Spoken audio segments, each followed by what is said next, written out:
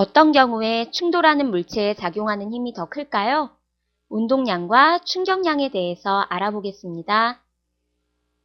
질량이 30kg인 미수와 60kg인 태우가 있는데 둘을 같은 힘으로 밀면 누가 더 잘 움직이나요? 미수가 더 잘 움직이겠죠.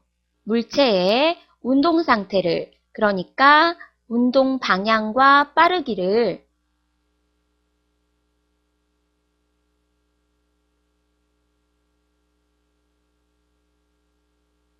변화시키기 어려운 정도를 관성이라고 합니다.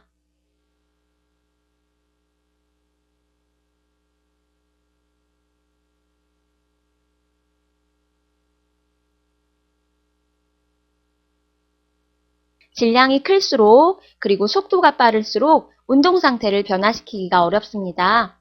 관성이 크다고 말할 수가 있는데요. 관성은 질량이 클수록 그리고 속도가 빠를수록 커지게 되는 거죠. 운동하는 물체의 관성, 즉 물체의 질량과 속도를 곱한 값을 운동량이라고 합니다. 당구공을 큐로 툭 치는 순간 힘이 작용합니다. 이렇게 짧은 시간 동안 작용하는 힘을 충격력이라고 합니다. 힘은 질량 곱하기 가속도였죠? 충격력도 마찬가지로 계산하면 됩니다. 가속도는 속도의 변화량을 시간으로 나눈 값이었고요. 다시 정리해서 적어보면 충격력은 질량 곱하기 속도 변화 나누기 시간이 되겠네요. 그런데 운동량은 질량 곱하기 속도였죠? 따라서 질량 곱하기 속도 변화는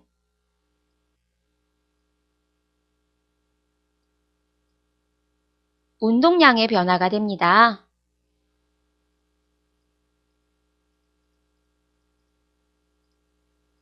충격력은 운동량의 변화를 시간으로 나눈 값이 되고요.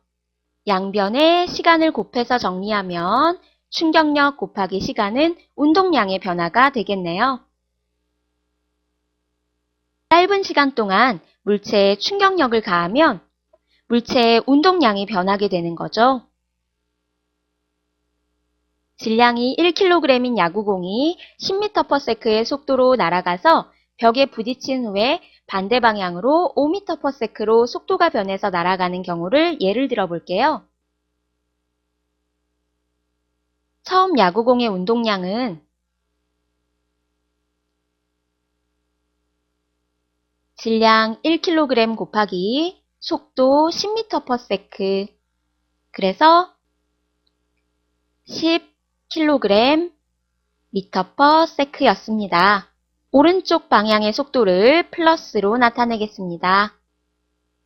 벽에 부딪힌 후에 나중 운동량은 질량 그대로 1kg에다가 왼쪽 방향이니까 속도를 마이너스로 정하고요. 계산하면 마이너스 5kg m/s가 되었습니다. 운동량의 변화량은 나중 운동량 빼기 처음 운동량으로 계산하면 되니까 마이너스 5에서 플러스 10을 빼주면 되고요. 계산하면 마이너스 15가 되겠네요. 짧은 시간 동안 충격력이 작용하면 운동량이 변한다고 했었죠. 야구공이 벽에 부딪힌 시간이 0.1초라고 가정하면 운동량의 변화가 마이너스 15니까요. 충격력은 마이너스 150N이 됩니다. 마이너스 부호는 왼쪽 방향으로 힘이 작용한다는 뜻인데요. 이 힘은 야구공이 벽에 부딪힐 때 반작용으로 벽이 야구공에 작용한 힘입니다. 유리구슬을 단단한 바닥에 떨어뜨리면 잘 깨집니다. 솜처럼 푹신한 바닥에 떨어뜨리면 안 깨지고요. 두 가지 경우의 차이점은 바닥과 구슬이 접촉하는 시간입니다. 충격력과 충격을 받는 시간을 곱한 값이 운동량의 변화였죠? 같은 높이에서 자유낙하라면 바닥에 도달할 때 구슬의 속도는 같습니다. 그래서 운동량 변화는 두 경우가 모두 같습니다. 그러면 접촉 시간이 길어질수록 충격력은 작아지겠죠? 솜에 떨어질 때 더 작은 충격력을 받게 된답니다. 높은 곳에서 뛰어내릴 때 몸을 구부려서 땅과 접촉하는 시간을 길게 하면 충격력을 적게 받을 수 있겠죠.